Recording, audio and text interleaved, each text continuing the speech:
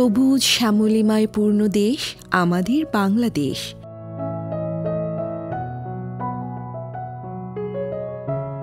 এদেশে খুব সহজেই প্রাকৃতিকভাবে গাছপালা জন্মে।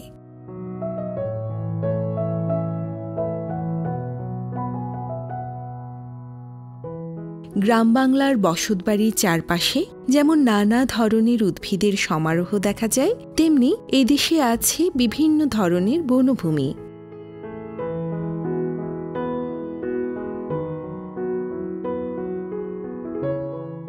এসব উদ্ভিদরাজি ও বনভূমি বন্যপ্রাণীর নিরাপদ আবাসস্থল।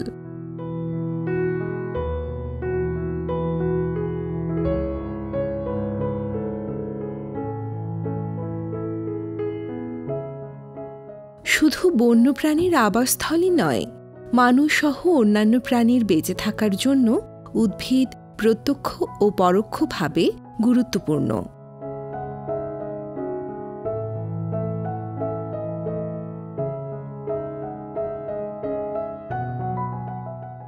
প্রাকৃতিক দুর্যোগ মোকাবেলায়ও গাছের ভূমিকা অপরিহার্য। তাই তো গাছ প্রকৃতির অমূল্য দান।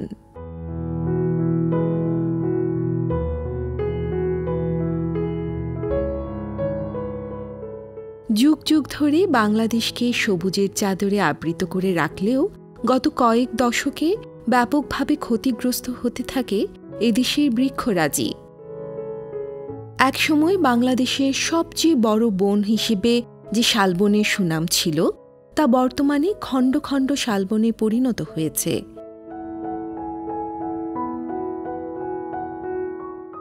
গহীন পাহাড়ি অরণ্য হয়েছে ন্যাড়া পাহাড়। সুন্দরবনের প্রতিবেশ ব্যবস্থাও নষ্ট হচ্ছে।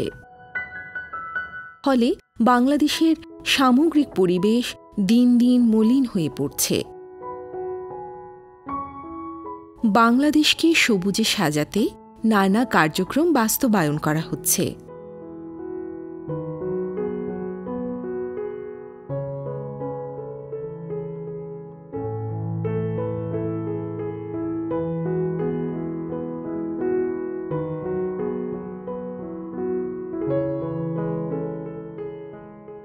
বাংলাদেশের উপকূলীয় অঞ্চলে জেগে ওঠা নতুন ডুবোচরে বন সৃজনের মাধ্যমে উপকূলীয় সবুজ বেষ্টনী গড়ে তোলা হয়েছে।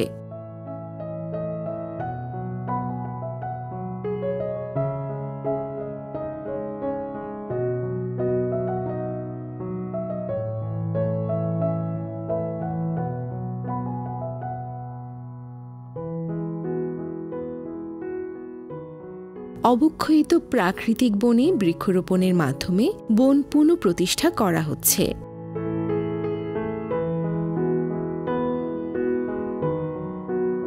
প্রাকৃতিক বনের বাইরে বৃক্ষাচ্ছাদন বৃদ্ধিতে প্রতি বছর ব্যক্তিগত ও সামাজিক উদ্যোগেও বৃক্ষরোপণ করা হচ্ছে।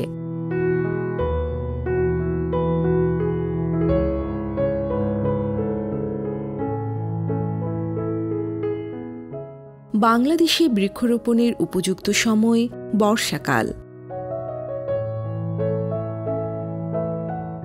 এ সময় বিভিন্ন স্বেচ্ছাসেবী প্রতিষ্ঠান, স্কুল, কলেজ, মসজিদ, মাদ্রাসা প্রাঙ্গণে বৃক্ষরোপণ করে থাকে।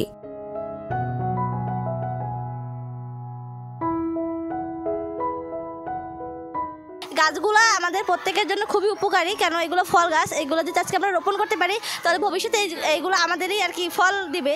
ছাত্রছাত্রী, অভিভাবক এবং গণ্যমান্য ব্যক্তিবর্গের সক্রিয় অংশগ্রহণে সারা দেশেই চলে এ বৃক্ষরোপণ কর্মসূচি।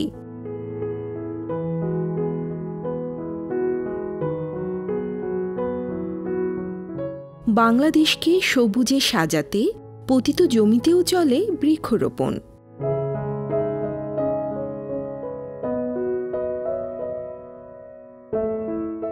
বৃক্ষরোপণের পাশাপাশি বাংলাদেশকে সবুজে সাজাতে ছাত্রছাত্রীদের মাঝে চারা বিতরণ করা হচ্ছে।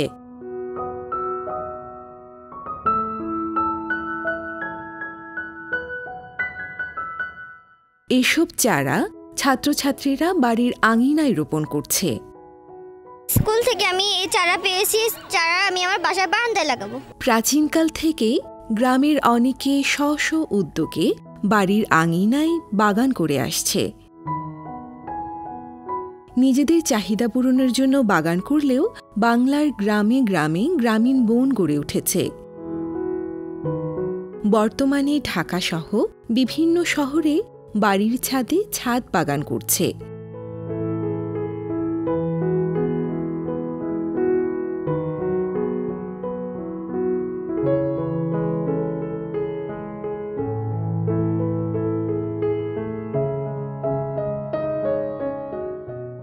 বাগানগুলো থেকে মানুষ প্রত্যক্ষভাবে যেমন লাভবান হচ্ছে, তেমনি পরোক্ষভাবে দেশের মানুষ উপকৃত হচ্ছে।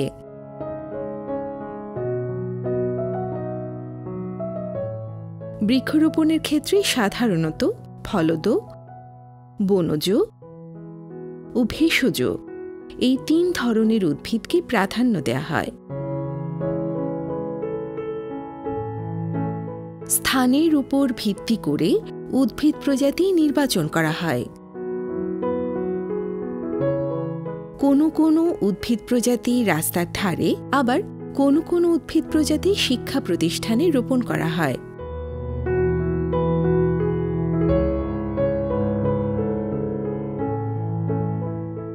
উপকূলীয় জোয়ার ভাটা বিধৌত অঞ্চলে রোপণ করা হয় ম্যানগ্রোভ প্রজাতি।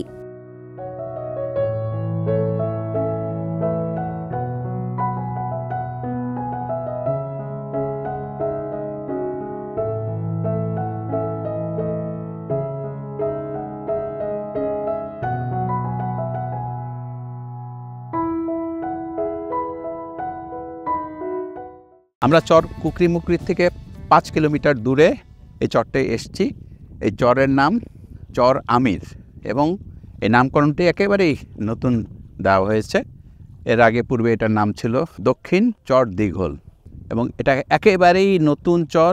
এই আগে কোনো মানুষের পদচারণা ছিল না এখানে। আমরা প্লান্টেশনগুলো করলাম, চারা লাগালাম কেওড়া গাছের। এই গাছগুলোর কিন্তু একটা বৈশিষ্ট্য হলো লবণ পানি এবং কাদা মাটির মধ্যে এরা কিন্তু ধীরে ধীরে বড় হয় এবং মাটিটাকে শক্ত করে ধরে রাখে। এবং এই চরটি কিন্তু একসময় এমন একটি পরিবেশ হবে, একটা বিশাল বন হয়ে যাবে এবং এই বনে সবচেয়ে বড় উপকার হচ্ছে গিয়ে বন্যপ্রাণী এবং অক্সিজেন, কার্বন ডাইঅক্সাইড সব কিছু মিলিয়ে কিন্তু একটা বিরাট একটা সুফল পেতে যাচ্ছি আমরা এই বনগুলোর মাধ্যমে। এবং ম্যানগ্রোভ কিন্তু এখন সারা পৃথিবীতে নিয়ে কথা হচ্ছে। ম্যানগ্রোভে কিন্তু বাংলাদেশ একটা ভালো অবস্থানে আছে। আমরা কিন্তু ভালোভাবে ম্যানগ্রোভের প্লান্টেশন এগিয়ে নিয়ে যাচ্ছি।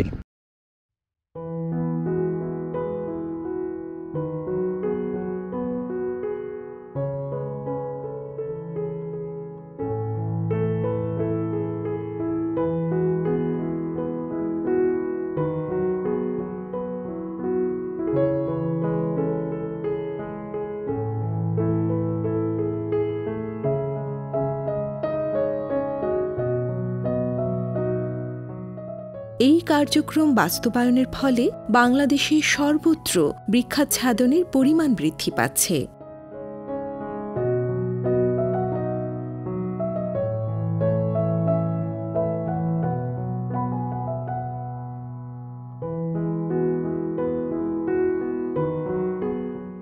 সবুজে সবুজে সজ্জিত হচ্ছে বাংলার চারপাশ।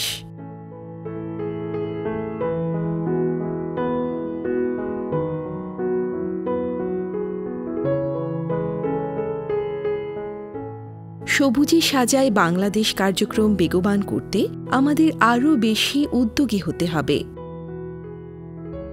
বাংলাদেশকে সবুজে সাজাতে বৃক্ষরোপণকে গণ আন্দোলনে রূপ দেওয়ার কোনো বিকল্প নেই।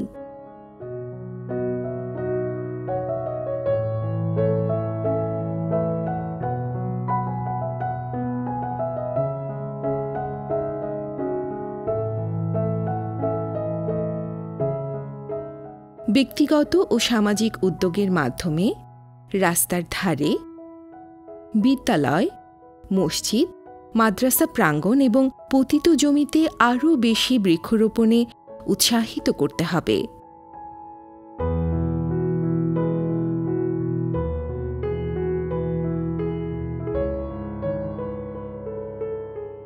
তবেই ভবিষ্যৎ প্রজন্ম এক সবুজ ও সমৃদ্ধ বাংলাদেশ পাবে।